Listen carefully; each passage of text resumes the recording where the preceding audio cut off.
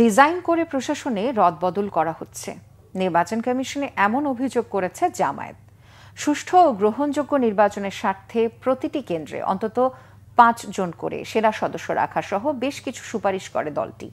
গণভোটের সুনির্দিষ্ট রূপরেখা চায় এনসিপি।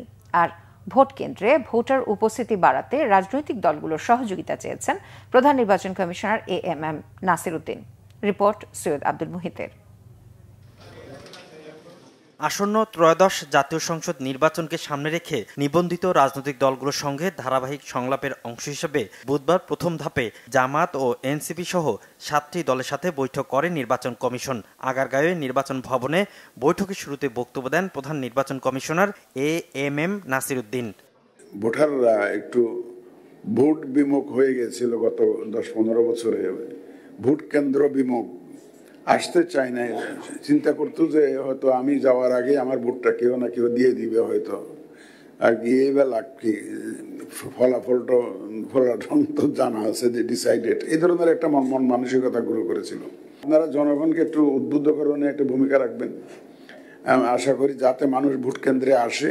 বৈঠকে নির্বাচন কমিশনের আচরণবিধি সংশোধন তফসিল ঘোষণার পর প্রশাসনের রদবদল ও অবৈধ অস্ত্র উদ্ধার সহ বেশ কয়েকটি সুপারিশ করে জামাত। আর কমিশনকে নিরপেক্ষতা বজায় রাখতে সুপারিশ করে এনসিপি। 1 মাসও হয়নি, 20 দিনও হয়নি, একজন ডিসি সেখানে চলে গেছে, সেটাও হঠাৎ করে আবার 1 সপ্তাহের মধ্যে অনেককে রদবদল করা হয়েছে। এটার পিছনে মনে হয় যেন কোনো একটা ডিজাইন করে একটা উদ্দেশ্যে এই কাজটা কোনো জায়গা থেকে হচ্ছে। একজন সেনা সদস্য একটা ভোট কেন্দ্রে দিলে এটা খুব একটা বেশি পরিবেশের জন্য গুরুত্বপূর্ণ হয় না। সংখ্যাটা একটু বৃদ্ধি করে অন্তত 5 জন সেনা সদস্য একটা ভোট কেন্দ্রে, স্ট্যাকিং ফোর্স তো থাকেই।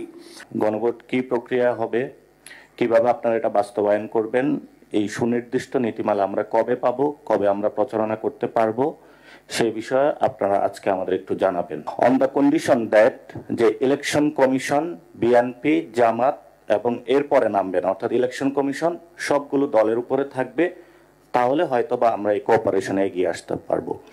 প্রার্থীদের প্রচারণার ক্ষেত্রে কমিশনকে শর্ত আরো শিথিলের আহ্বান জানায় রাজনৈতিক দলগুলো। যদি বজায় রাখতে পারে। সৈয়দ আব্দুল মুহিত, বাংলা ভিশন, ঢাকা।